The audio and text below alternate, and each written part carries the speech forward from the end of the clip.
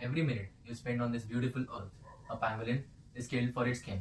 Thousands of animals are killed by humans for their needs, but we forget that this world doesn't only belongs to us, but it does belongs to everyone and every species on this earth. To solve this problem of illegal hunting and poaching, we present to you the group Prahari. Hello everyone, myself Kushal with my partner Pratham representing NCS Karanja for the project Idea Prahari.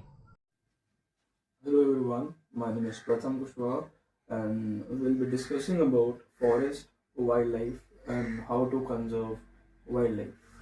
So let's begin with what actually a forest is.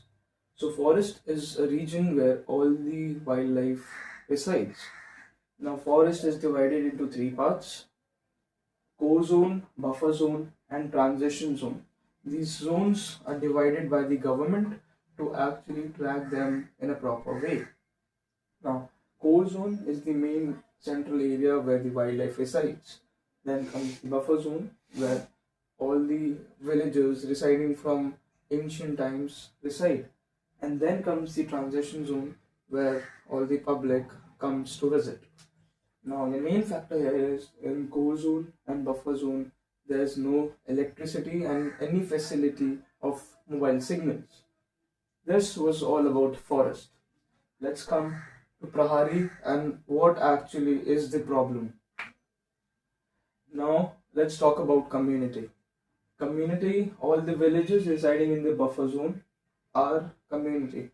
Now, whenever you go to a doctor, doctor prescribes you a medicine and also advises you not to do the factor that is causing the problem. So the main problem here is the bad relationship between villagers and the government body. What happens is government body ignores villagers and their needs, and villagers also pay for the things they never did. So there's a very critical situation between the government body and the villagers. So what poachers do is they take advantage of it. They pay the villagers so that they can enter the core zone from the buffer zone. And as I already mentioned, that in the core zone and the buffer zone, there's no electricity, and it's around a radius of 100 to 200 kilometers. So there's all dark. So it's very impossible, or there's no chance so that they can be found out by the government body. So we have all discussed about the problem. Now let's talk about the solution, the tech, Prahari. So Prahari is divided into two technologies, the drone technology and the ground network. So let's discuss about the drone technology. I'll I'll tell you the basic terminologies of this drone prototype. So these are called ailerons. These ailerons are used for the lift while taking off, and also used for the roll movement of the flight. What's a roll movement? Roll movement is in the movement in x-axis while in the air. Then comes elevators. These elevators are used for the pitch to gain height or elevation during the air flight. This is rudder. This rudder is used for the yaw movement of the flight during the air. It's basically the steering of the car, right? This was the basic terminology of this flight.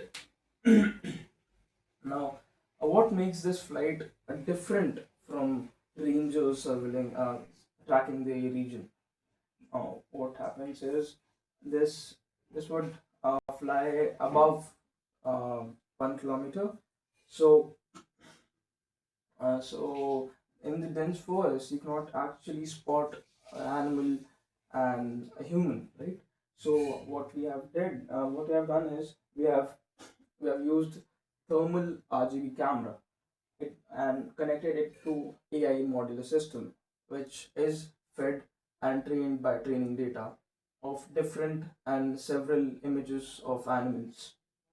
Now, this thermal camera provides information and the data, the real-time data of the track of the region, and provides it to the AI modeler system. Now, AI modeler system gains the data and analyzes it and tries to match and find similarities with the data input and fed it in the past. And if there's a match, if if there's a match of the heat image, then it sends a signal to the dashboard or the main control area. Now this was the all drone part, and there's also a gyro sensor in this flight. What's a gyro sensor? Gyro sensor is a special sensor which is used in the flight, as you cannot actually see a flight and control the raw and the roll movement and the yaw movement of the flight. So it can crash, right? So this gyro sensor is connected to the AI modeler system, and it provides the information of the x-axis and the y-axis of the flight so that it never falls down, right? So this was all about the drone part. Let's now talk about the ground network. Now, the technology which is being used currently is the camera traps. What are camera traps? These camera traps are special traps used in basically in the most of the cases used for the night. They are actually they have a band which gets attached to a tree trunk, and then it is left off. Now, what happens is whenever something crosses by, animal, a human, anything, it clicks a picture and it stores this data. No one can access this data until and unless someone goes and takes out the data. Now, what's the point of the data if it cannot be actually seen in the real time? Now, whenever you go and take out the data and see this data, this animal would have gone anywhere in the jungle, right? So there's no point of this data being collected.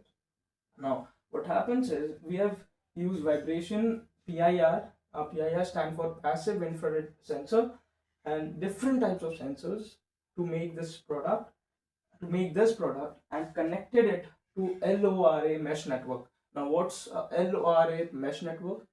LORA mesh network is long range radio waves. Now, this technology is used for consumption of less energy but accurate data to be traveled in a radius of 15 to 20 kilometers. So this is the prototype of the ground sensor network, and not only surveillance and tracking, but can be also this product can be also used for the basic research purposes of the wildlife, to actually see how a wildlife or how animals actually behave in their family or tribe. So that was all, Prahari. Thank you.